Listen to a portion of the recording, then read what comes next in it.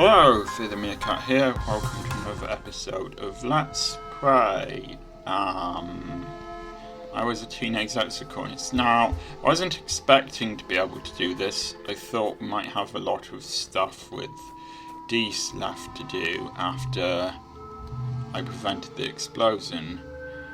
But, I might as well do this. You know, it's a good ending to get. Might as well show this off. I'm hoping they haven't been making a mistake by showing too many of the card sequences, so that they get boring. So I've decided I might just cut all of them out, basically.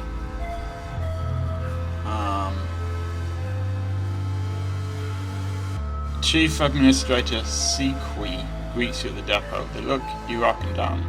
Solana, you've never struck me as particularly responsible or organised. But children never are. What makes you think you'd be a good fit for the position of courier? You don't realise there's going to be a job interview. I can carry a lot? Strong for your age, maybe. Or at the age of 19, which means since Solana's a woman, she's fully grown at this point. But lucky for you, you're the only applicant this week. You've got the job, for now anyway. They use elegant stylus to note this on their hollow palm. Come back in a few minutes and you can help make deliveries. Yes, there will be kudos in it for you if you do it correctly. Now this is something that you have to do if I'm doing this correctly.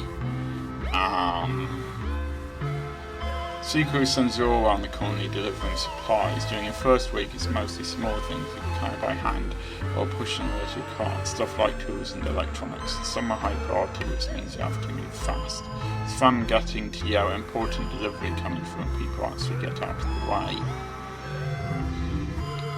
I know that there's a way to do this.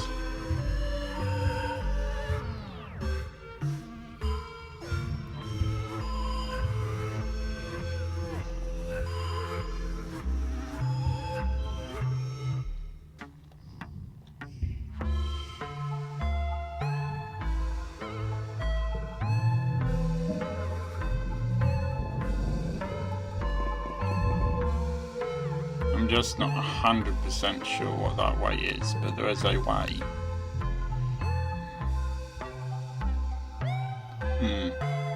I was sitting with the head propped up in my hand. I just think I'd make a better governor, she sighs, instead of this space head with a gun thinks he knows what's best for colonies who rolls her eyes. Like, okay, he's older, but I've lived here almost half my entire life. Who are you going to trust here? Okay.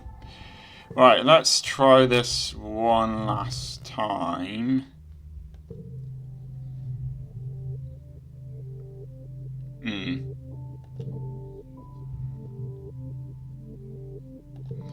Yes, that's not too helpful. If you go here, nope.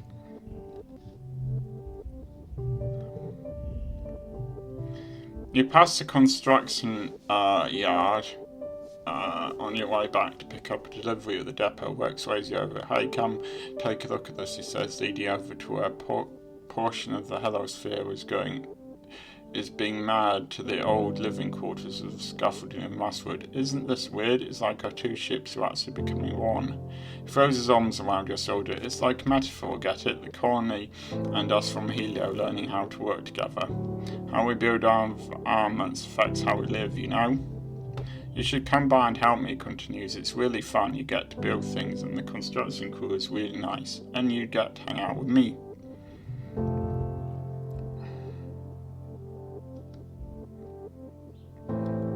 Wait, why not start right now? He hands you a plasma cutter, a gun-shaped tool that emits a thin beam of superheated plasma. No time like the present's right. Secrete says we always need more workers here. But you do have another job that you promised to do. Sorry, I've got another job to do. Max thraps himself on the forehead. Oh duh, of course, you've always got something going on. He lets you get back to work with a wave and a smile.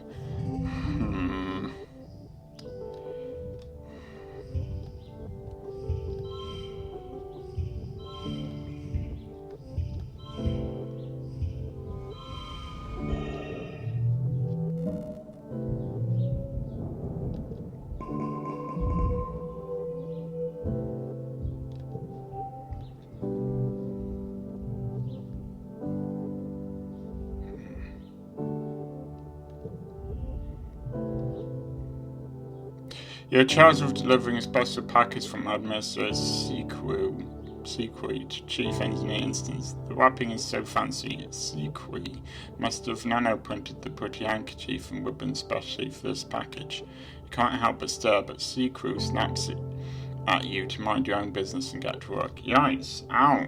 Right. Touchy much. Tang laughs when she sees you in the engineer holding Sequi's gift.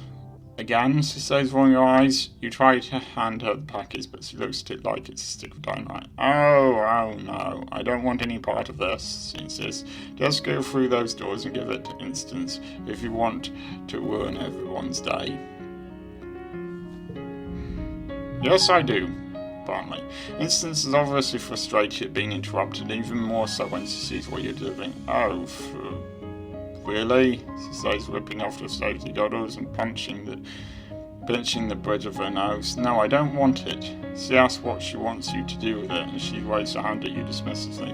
Go shove that up Sequi's ass if you can find room with that big stick they keep up there already, she spits. She leaves. So they have a history. Is this an attempt at apology? Is Sequi trying to win her back? There are so many questions. Too bad it's none of your business. Honestly, you aren't even sure you want to know. What if they were dating? Ugh. Yeah, sorry, Sequi. You didn't even deliver it? It was refused. Not my fault, Sequi sneers. What kind of delivery person are you? Is this coming out of your pay? Yeah, well, you can't help it if the person refused to accept delivery, can I?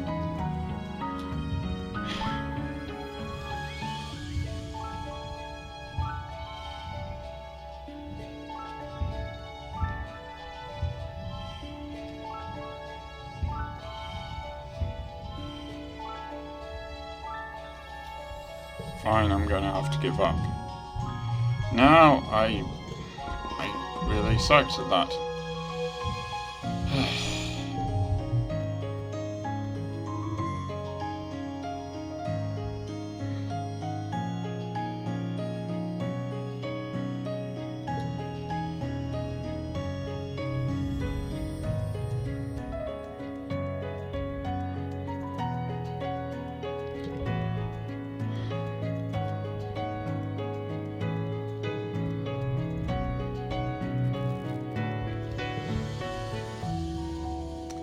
Okay, it's possible that I need higher persuasion.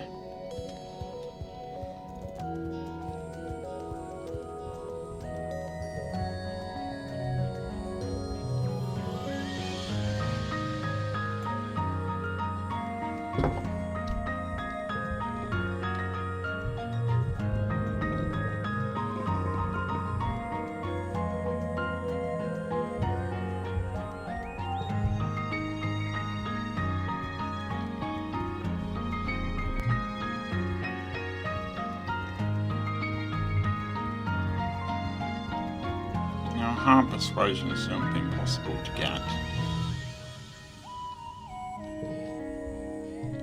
You learn that the language that you speak, Esperanto, is a conlang, or constructed language. It was designed to be easy for foreign speakers, at least European ones, to learn and hope that it would bring people together. The word Esperanto means one who hopes.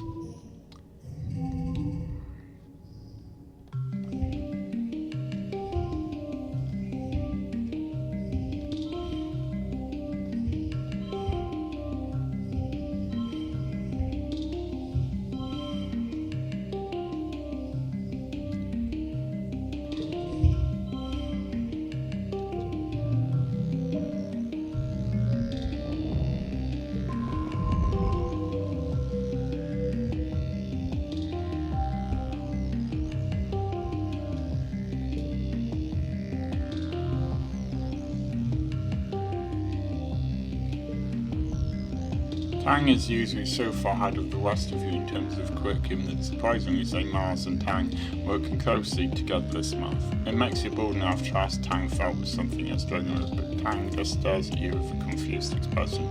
Mars laughs and tells you that she'll give you a hand later if you're still having trouble. She puts a weird emphasis on how much extra credits she's been getting while spending time with Tang outside class.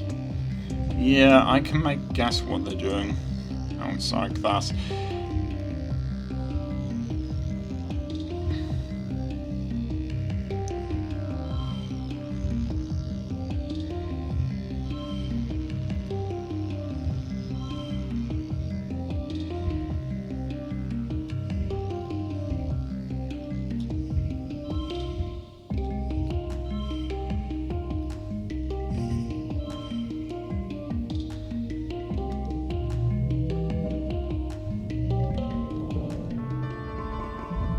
Governor Lam enters the Colony Square to his customary bombastic fanfare. Brass band, red carpet, banners with the Hello Paws logo snapping in the hot dust breeze.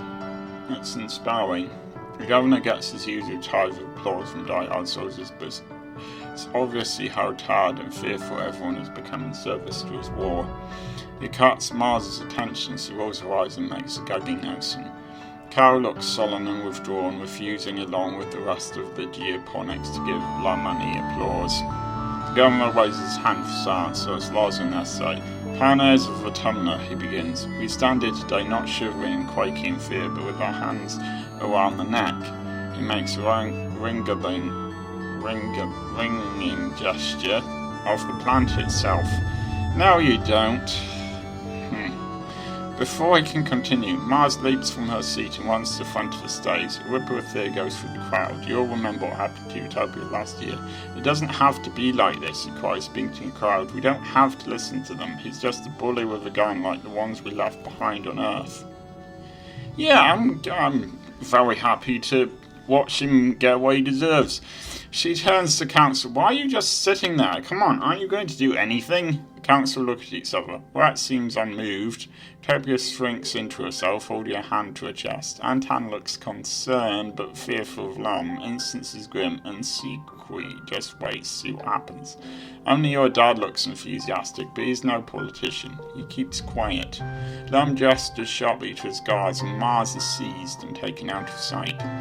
In the uncomfortable silence that follows, the governor strides to the front of the stage and looks down on the crowd. As I was saying, you can trust me to lead this colony and humanity into a new era, he says. An era of peace and prosperity where we no longer need to fear the creatures that come out in the night.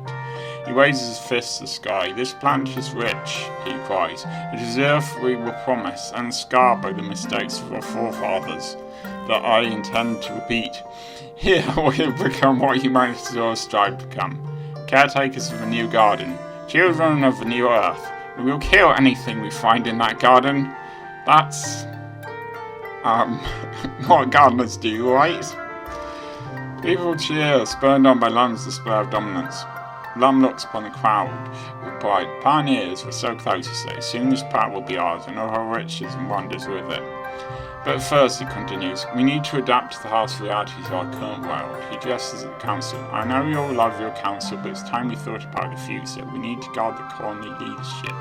He says this with some disdain against sudden upheavals, deaths, imprisonments, and the like. I've decided to instate a second position for each seat on the council, he announces. Lam explains every council member will take an official second in command.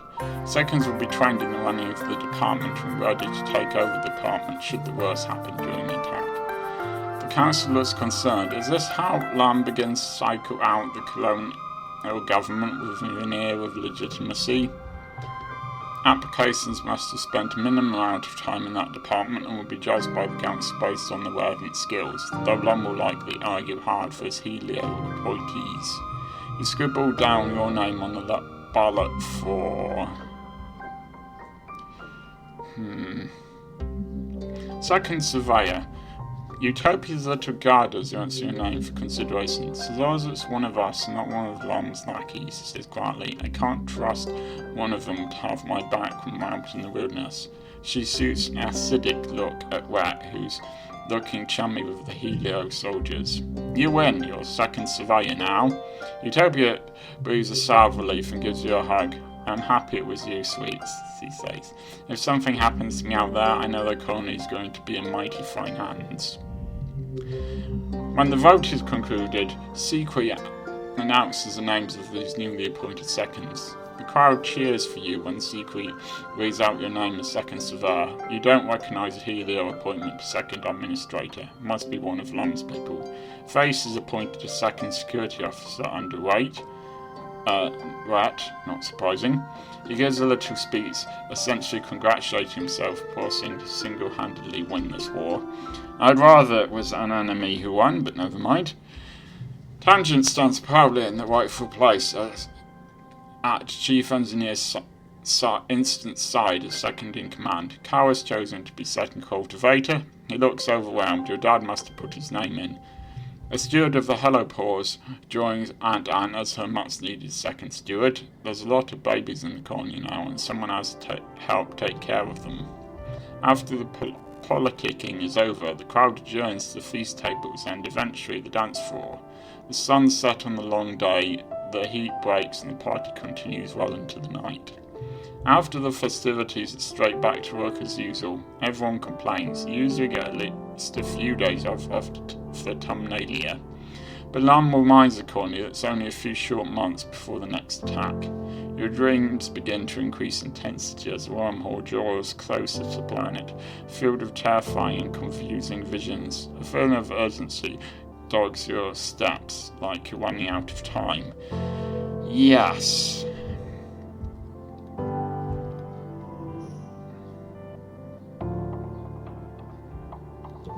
Good. Alright, so there's two things I can try.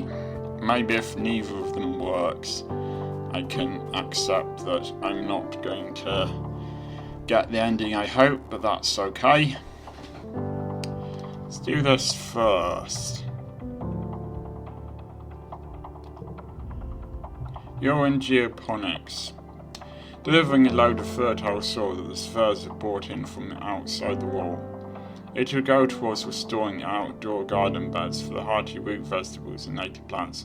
Cal greets you and helps guide the hover lift to the unloading zone. Looks heavy, he says. I can take it from here. I bet I can lift more than you.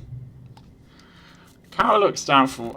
You don't need to. Seriously, don't hurt yourself, Solana. It's not a competition.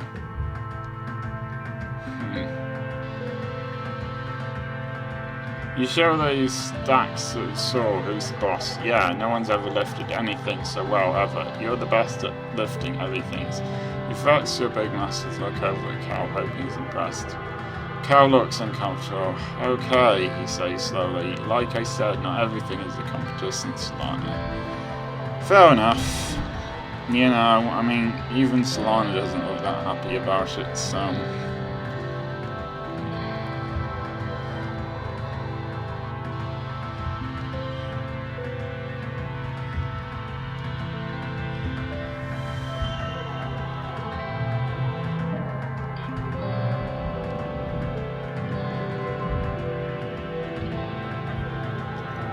Okay, one more thing I can try. Mars would never stoop to use her fist to get her way, but she loves a good fight, nonetheless. You ask her what she would have done differently if she'd been encountered in the stratospheric when you landed, and her eyes go wide. She launches into a laundry list of shoulda, wouldas, and whatever she says she would have done. You offer reasoning for why it wouldn't have worked. After a little while of this, Mars is positively invigorated. Wow, you really thought about this all, didn't you? She says, cracking a little smile. You're totally right. It's a lot more complicated than just making decisions and telling people what to do. Thank you. It's so important to have people like you around to keep me on my toes. She cracks her knuckles. Okay, but when I'm governor, I'll do so much better than the adults can. Okay. One final idea. And,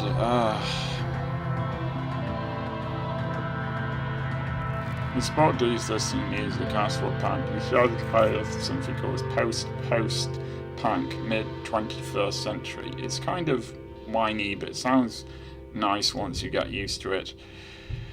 Okay.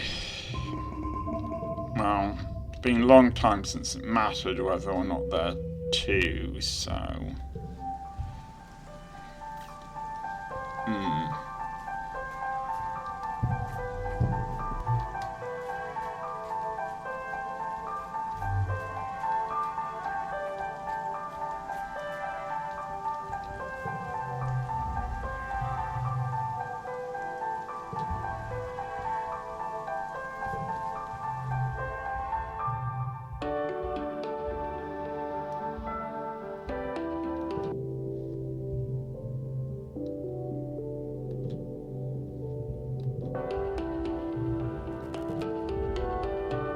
An enemy and Vase are practicing hand-to-hand combat in the yard when you arrive with a crate from Helio. There's a lot packed away into that ship that needs to be organised properly. What's that? Vase asked, sheathing his practice knife. A delivery? Anything good? You crack open the crate. Inside are a bunch of brand new weapons from Earth, never being used. An enemy grabs a drone rifle and makes a cooing noise at it, cradling it to her chest. Oh, more of these? Face says. Whatever, just put them in the gun locker, I guess. An enemy reluctantly hands over the drone rifle and leaves with Face, his arm draped possessively over her shoulders. She shoots you a little wave. You're unpacking the shipment when you notice the invoice on your hollow palm says 5 drone rifles, but there were 6 in the crate. Yeah, I don't think it's a good idea. Solana has clearly shown this isn't something she's cool with anyway, weapons, so you would never steal something so valuable or so dangerous. Of course not, you never even consider such a thing. You note the extra rifle in the manifest. It's good to keep track of these things. You won't want them to get lost. Okay, I'm going to keep on doing this and seeing if this is something that only works in at the end of the game, in like the last month.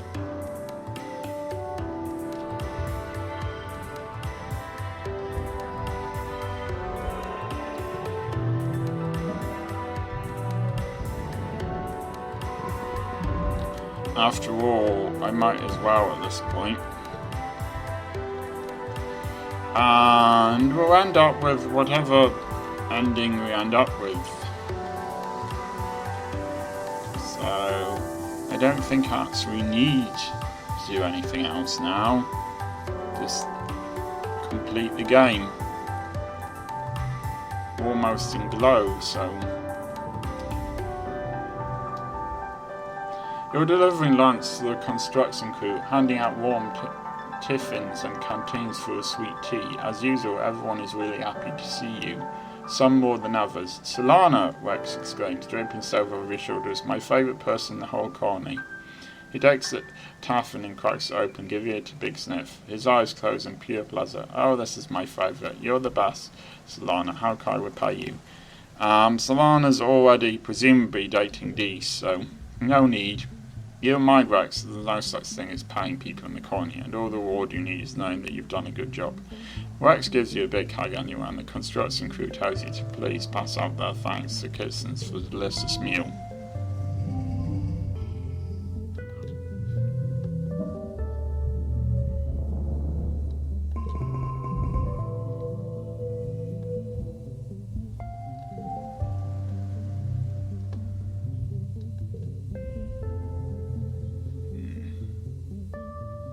You're trying to find Administrator Secret to ask about something and accidentally stumble into a meeting they're having with Governor Lum.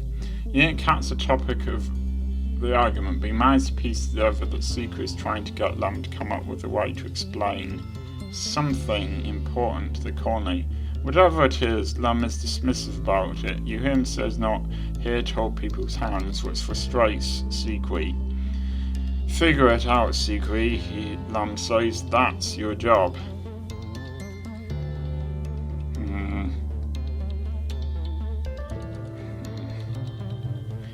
You pretend to organise some papers and listen in.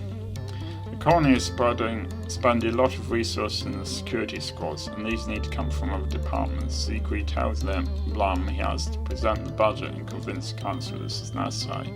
The governor is tired and cranky and doesn't want to bother with another boring meeting. Lum rubs his temples. Ugh, why is this my job, he complains, even though it's clearly his responsibility. Can't I get an assistant to take care of this? You ignore them. You've got better things to do than listen to Lum and Secret argue about administration. It does seem like they need the assistant though. Maybe you can offer your services later when you're not so busy.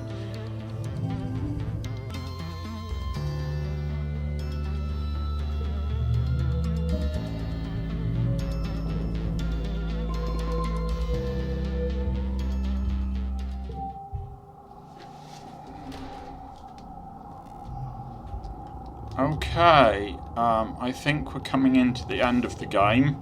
Haven't been able to do what I really wanted to do. So I am gonna end the episode there. I will see you next time.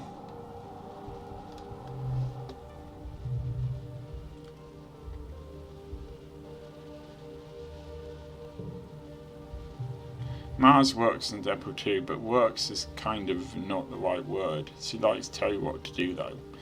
The nano printer malfunctions while she's on one of her many breaks. It's a huge mess. By the time Secret runs in and unplugs it, the depot is covered in filament and half-formed clothing. Secret makes you clean it up though, even though it wasn't your fault. You weren't even touching it.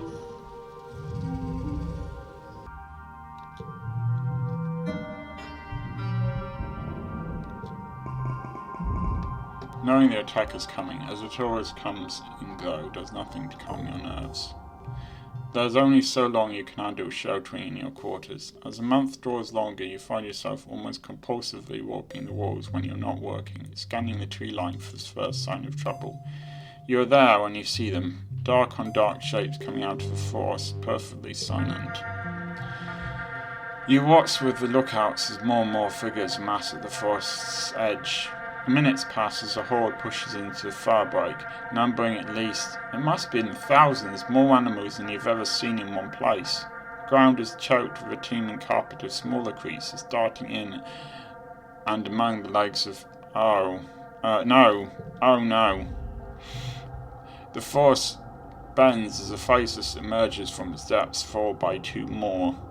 The mood on the walls is discouraged. One faceless destroyed your colony. Two faceless required an irresponsible number of explosives to take down. How are you supposed to be able to handle three? Survival is your only goal. It's what all living creatures do. The wave of attackers rolls over the firebreak, crashing against the walls. Flying creatures scream overhead, and the sound of plasma rifle fire fills the air. You rush towards the garrison to join the squadrons. As you run, you notice the colony defences are mediocre. You notice that the colony seems to be holding its own. Nothing has breached the walls yet. It seems that the tide of monsters emerging from the trees has slowed. The colony looks evenly massed. The battle is not in the bag, but so long as the defences hold, things look hopeful.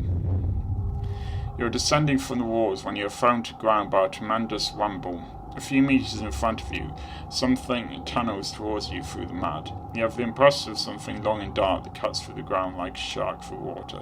You scramble to your feet, but it cuts off your path, forcing you towards a geoponics outbuilding. It's a storage shed, mostly empty except bales of hay used as float cow feed. It's dimly lit, but you think you see another door at the far end. Creaks advances, throwing up rocks and chunks of dirt as it tunnels closer.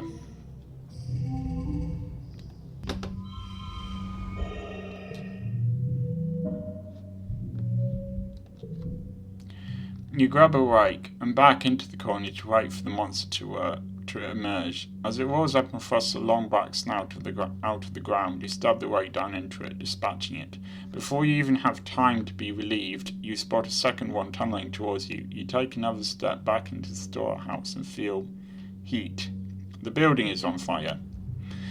The dry thatched roof quickly ignites and rains flaming debris down on your head, filling the room with toxic smoke. The ashy heat is intense. You can feel it whipping through the moisture from your lungs with every breath. You rush for the rear door, but the fire moves so fast. You're trapped as the roof beam collapses in front of you. You hear a cracking noise, then just pain, and a noise like a bell. The world goes dark. You wake to curse, a confusion of light and heat and smoke. Do you recognize this? Your head is pounding. You must have hit it and blacked out, and you aren't sure how he got here, or what in the tunnel is happening. There's something important you need to remember. Your stomach lurches as the floor crumbles beneath your feet, then collapses. Your body aches and your eyes burn from the smoke. A figure appears through the flames. It's your friend. Your friend? Wait, why can't you remember her name? She's gesturing and shouting at you, but all your ears are ringing in your ears. You try to stand up, but one of your legs falls uselessly underneath you. It won't hold your weight. Your friend pulls you up out of the rubble. She throws your arm around her shoulder and half drags you towards the door.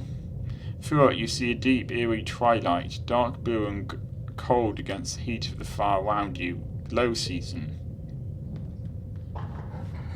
Glowing eyes. You shake your head to clear your vision. Is that some kind of dog? Like from Earth? Wait, hold on. Not a dog. A monster. It's about to end your life, and probably an enemy's too. She tightens her grip on you. You shout a warning and push an enemy to one side as you dive to the other. The beast roars and transforms into a towering horror, a thing that has haunted your dreams for years. But you're ready for it. You realize you've been fighting it your whole life. You distract the creature by hurling a piece of debris, which it catches in mid-air and grinds into bits with its powerful jaws. This gives an enemy time to get close and zap it with their stun gloves. While the creature is immobilized, you jump in and fish it off with your plas cutter. You emerge from the inferno of the shed, burnt and concussed, but alive, and an enemy smiles. It's good to be alive.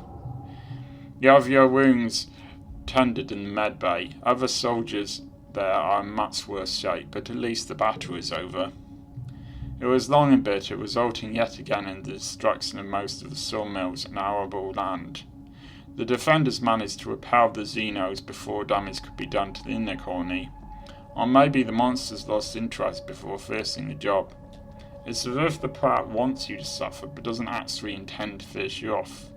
Yet, anyway. But for now, you're just happy you survived to live another day. And that day is your birthday. By the time you've recovered, the suns have returned. It's your 20th birthday. You're fully fledged adults now. Though in many ways you already were, and have been for a long time. You and your friends step out to greet the new day and start the rest of your life on Vertumna.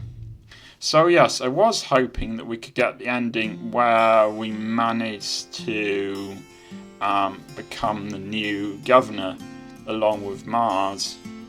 I've never gotten the Explorer ending before, but yes, this is what I am.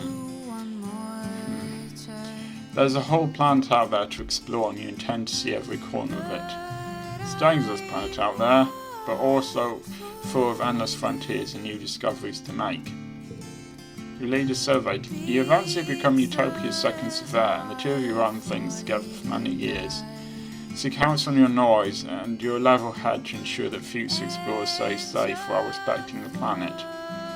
But what about symbiosis, the bridge between two peoples? Undying, never-aging, ever-patient Sim becomes as much a mystery to you as the rest of the planet.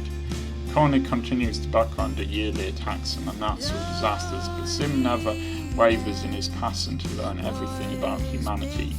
Though he remains as cryptic as always, his affection for your species only deepens. In your grief and demoralizing fatigue, you sometimes turn to blaming Sim. Why can't he stop these attacks? Why can't he argue with gardeners to leave humanity alone? He never holds it against you, no matter how cruel your words. Every time you calm down, he patiently reminds you that his dissenting voice is one of the only reasons humanity hasn't been destroyed outright. Meeting Sim in secret makes you feel horrible sometimes, like you're being torn apart in the middle of this war. You love your friend, but the war takes its toll on your friendship, just like it wears down a colony. You visit Sim as your job allows it, but over time you see him less. He doesn't need to come to your rescue anymore. You're an adult now, and you know what you're doing out there in the walls. Eventually you stop seeing him at all. You think he might have taken another form. Maybe he's moved on from humans to studying some other animal. Or maybe the gardeners have given up on understanding humans. The attacks only grow stronger every year. But what about? Your friend Dees keeps on exploring. He never really finds himself on the right side of colony authority. But he's the best surveyor in expeditions. Utopia defends him as best she can. He spends more and more time outside the colony walls, even during glow when the colony is supposed to be locked down. This earns him some distrust from the more militant factions in the colony. What is he doing out there? Who is he meeting? Utopia's word keeps him out of trouble, but it isn't enough to keep Dees from frequently being hauled in for questioning. Dees grows to resent the colony more and more every year. In his late 20s, he disappears during an unscheduled expedition past the rusting ridges. Utopia leads the rescue attempt with you by our side. You're worried from at first, but Utopia seems pretty calm. What most of us doesn't expect or want to find anything, as he reports that he's disappeared without a trace, and it's just the darndest thing. You always wonder if he's out there somewhere. But what about? Your dad never really recovers from your aunt's death. He tries, but his smile just isn't the same. He continues to carry the weight of feeding the colony on his shoulders, ranching and farming and analysing new native plants, trying to find better ways for humanity to thrive on the autumn. The attacks on the colony destroys progress every year, and the stress ages him prematurely. You watch your father grow weak under strain until one day a sudden heart attack claims him in the field. He worked hard every day to see the autumn first, but you have to go on without him. They'll always be with you, in the ground you walk on, in the streets that gave you shade, and in the cycle of life that sustains you. And in my later years, days turn to months, months are becoming years, then decades. Before you know it, you're old. Life is tough but rewarding. The autumn continues to challenge you and your loved ones. The attacks continue every year, getting harder and harder to withstand. And not just that, but droughts, earthquakes, diseases, storms, pestilence and more. Some years you're worried that the colony and humanity will be wiped off the map for good. But humans are good at surviving. Their adversity strengthens your resolve. You mourn your dead, celebrate your birth, and keep adapting to whatever the planet throws at you. This is your home, for better or worse. You do what you can to make it a good one. Eventually death comes to you, as it does to everyone. In the moment of your death, as your brain cells fizz around one by one and shut down forever, the living swims in your mind's eye. Is that a person? It seems so familiar. You feel like you know them so well. Oh, it's you, only ancient. Your arms are covered with so many data bands, so many lifetimes of knowledge. The ancient you speaks without moving your mouth, not in words but in something like pictures. Still, you understand. She smiles. We had a good life, don't you think? But there are so many possibilities, and this was only one of them. Well, I tried. I can tell from the weight of your soul, she says sadly, that many of your friends and family died before their time. People might not have, perhaps, if you've made different choices. She pats your shoulder consolingly. It's natural, in grief, to wish you could have done something different, to have saved someone, but we're special, aren't we? We really can save them. We have a chance to take another path, to change the way our life turned out. She reaches out her hand. Come with me. So, yes, I've decided to not have another playthrough now, because this playthrough has been much, much longer than I thought it would. So, yes, that's the end of this Let's Play, but I have a new one coming up that will hopefully work out well. I'm